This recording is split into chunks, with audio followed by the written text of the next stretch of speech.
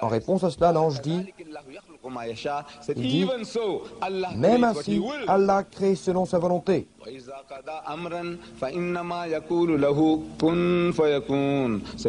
Il a dit, quand il a décidé d'une chose, il dit simplement, cela sera, et cela est. Et pour Dieu, ce fut juste comme cela qu'il a créé Jésus. Sans besoin d'un père. Créer 1 million de Jésus sans père ni mère, qui va les élever? Mais il peut le faire, uniquement par sa volonté. Il peut créer 1 million de Jésus sans père ni mère. Des millions d'Adam sans père ni mère.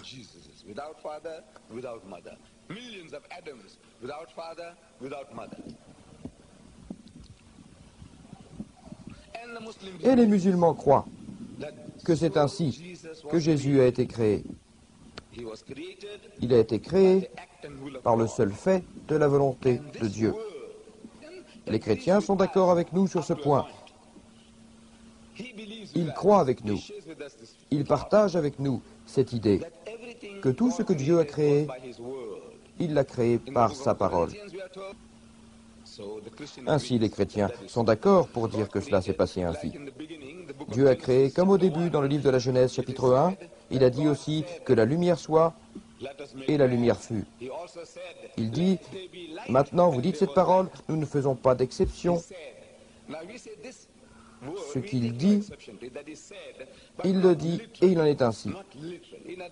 En d'autres termes, il le fera. C'est notre langage humain. En d'autres termes, nous disons, il a dit, mais pas avec une bouche comme la mienne. Il n'a pas prononcé les mots soleil et le soleil prit naissance. Lune et la lune prit naissance. Galaxie et hommes et les animaux et les plantes et des millions de choses dont il a prononcé les mots, ce qu'il veut. Non, Dieu n'a pas agi ainsi. Il l'a décidé et les choses ont pris naissance. Mais dans l'esprit limité des hommes, nous disons, il a dit. Chaque chose découle de ses paroles. Alors nous affirmons que le mot Dieu, ce n'est pas Dieu. De même que ces mots ne sont pas moi. Ils sont miens. Je dis livre, c'est le mot que j'ai prononcé. Ce n'est pas un livre. Je dis stylo, ce n'est pas un stylo. Vous voyez, ce sont vos mots et vous êtes deux choses distinctes. Ainsi, Dieu et les mots qu'il prononce sont deux choses différentes. Ce sont les siens, mais ce ne sont pas lui. Le chrétien est d'accord dans l'ensemble, sauf qu'il fait une exception maintenant. Il dit non, dans le cas de Jésus, le mot, le Verbe de Dieu est Dieu. J'ai dit que c'est une pensée hindoue. C'est en effet une philosophie hindoue, la philosophie de mes ancêtres, qui étaient hindous. Ils croient que le Verbe de Dieu est Dieu. Cependant, ils n'hésitent pas à adorer le Dieu Tout-Puissant sous la forme d'un homme, ou d'une femme, ou d'un singe, ou d'un éléphant. Toutes ces choses, ils l'ont sincèrement dit. Voyez, le Verbe de Dieu est Dieu. Voyez-vous, Dieu dans la vache? Je dis, bon, d'accord, Dieu est là, il est omniprésent. Ainsi, je dis, nous l'adorons sous cette forme. N'est-il pas dans l'éléphant? D'accord, il est partout, il existe en toutes choses. Ainsi, je dis, bon, nous l'adorons sous cette forme. Etc., etc. Vous voyez, c'est hindou. L'hindou philosophe. La logique est excellente. Sa logique est excellente. Mais maintenant, c'est de la philosophie hindoue. Le Verbe de Dieu est Dieu. Le chrétien est d'accord, sauf cette exception. Non, dans le cas de Jésus, son Verbe est lui. Nous disons non, son Verbe n'est pas lui. Vous voyez, c'est le sien, mais ce n'est pas lui. Maintenant, l'idée que Dieu a créé Jésus de sa propre volonté, son Verbe est unanimement accepté dans l'islam. Vous voyez, l'islam se trouve être la seule foi non chrétienne qui pose comme principe pour ses fidèles de croire en Jésus. Aucun musulman n'est musulman s'il ne croit pas en Jésus. Ce dont nous sommes convaincus est que Jésus-Christ était un des plus puissants messagers de Dieu. Nous en sommes convaincus et nous acceptons qu'il était le Messie. Le Messiah, le Messie, qui se traduit Christ. Nous croyons en sa naissance miraculeuse, qu'il est né sans aucune conception humaine, et nous croyons qu'il a rendu la vie aux morts avec la permission de Dieu, et il guérit les aveugles de naissance et les lépreux avec la permission de Dieu. Nous sommes sur la même voie. La seule séparation entre les musulmans et les chrétiens concerne la divinité du Christ. Que Jésus soit Dieu. Ils disent que Jésus est le Fils unique bien-aimé de Dieu.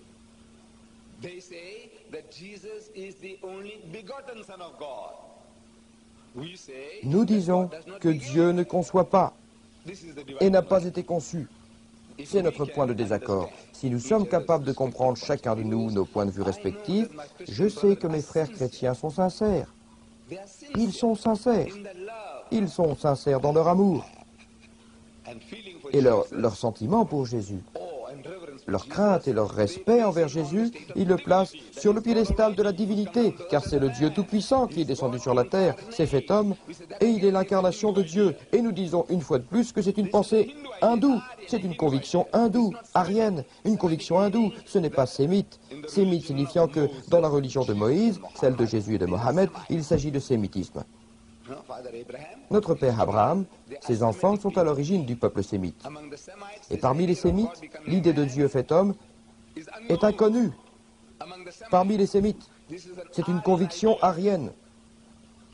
Mes ancêtres, eux, croient que Rama était la 7e incarnation de Dieu. Rama. Krishna était la 8e incarnation de Dieu. Bouddha était la 9e incarnation de Dieu. Et ils croyaient à des incarnations sans fin. Et que le Dieu Tout-Puissant continue de s'incarner encore et encore. Se fait homme autant que le besoin augmente. Il est le même Dieu, Dieu unique, mais ce Dieu, à travers l'histoire, s'est incarné sous différentes formes. Absolument logique. Le chrétien dit, regardez, avant Jésus, Dieu ne s'est pas incarné. Après Jésus, il ne s'incarnera pas. Il est l'unique incarnation, ce qui signifie la seule fois où Dieu vint sur la terre comme un homme. Il vint sous la forme de Jésus-Christ. Le musulman dit que Dieu ne s'est pas incarné du tout. Il n'a aucun besoin de se faire homme pour comprendre le problème de l'homme. Le Créateur sait ce qu'il a créé. Si je fais cette table, je sais ce qu'est une table. Je n'ai pas besoin de devenir une table pour comprendre la table. Si je fais ce micro, je sais ce que j'ai fait, je suis qualifié pour vous dire comment l'utiliser. Si je fais une coccinelle de Volkswagen, je n'ai pas besoin de devenir une Volkswagen coccinelle pour comprendre.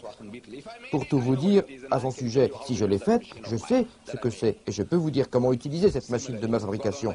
De la même façon, nous disons que le Dieu Tout-Puissant a créé les choses et connaît sa création.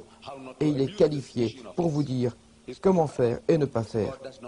Comment ne pas abuser de la machine qu'il a créée. Il est qualifié.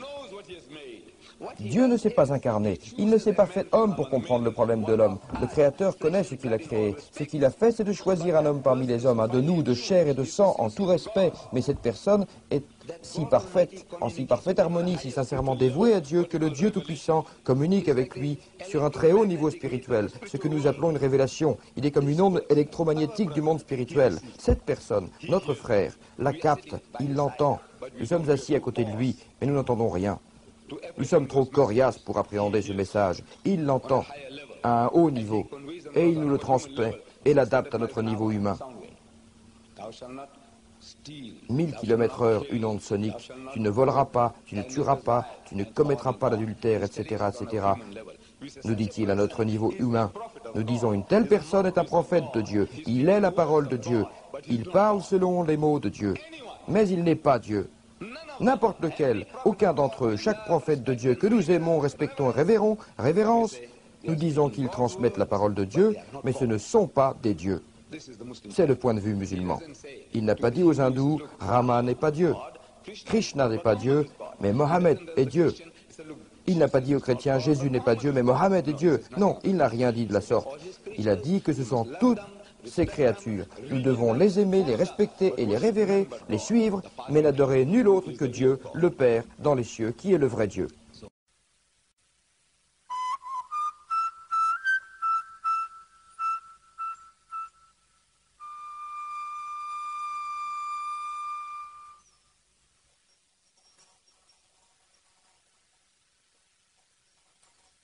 Three gods rule the universe. Three were also one. Brahma, the creator. Shiva, the destroyer, always present when history ends. The third is Vishnu, who's quite the reverse. It's he who maintains the world. It's he who makes them endure. When chaos threatens, as it does now, Vishnu takes on a human form and descends among us to play his role. Some hint that he might have come down as Krishna. His action is subtle, mysteriously clear. He's the heart of all that's invisible.